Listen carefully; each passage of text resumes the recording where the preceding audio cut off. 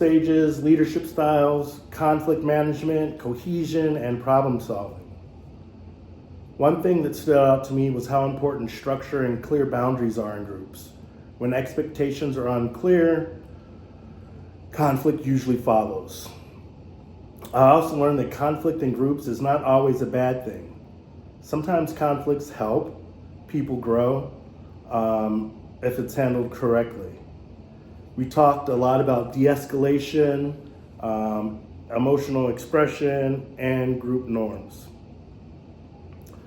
This connected a lot to my own experience because I completed an IOP program before becoming a case manager.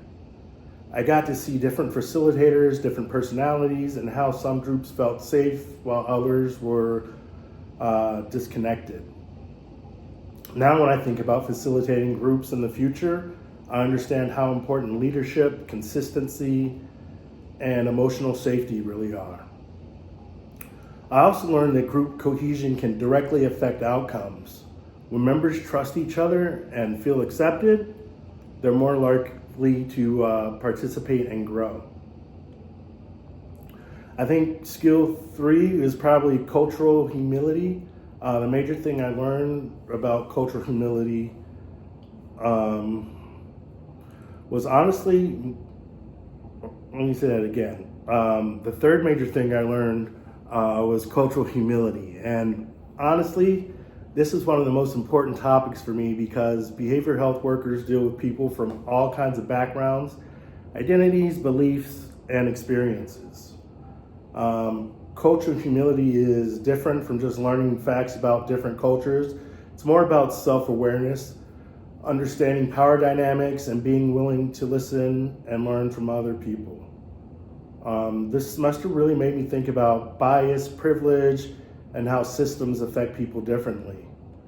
In case management, I already worked with people dealing with homelessness, poverty, mental illness, trauma, substance abuse, domestic violence, and disability issues. You quickly realize that every person has a different story. I learned that you cannot use a one-size-fits-all approach with people. You have to meet people where they are. I think cultural humility is important because people are more likely to engage in treatment when they feel respected instead of judged. This is something I will continue applying both professionally and personally. My advice for future students would honestly be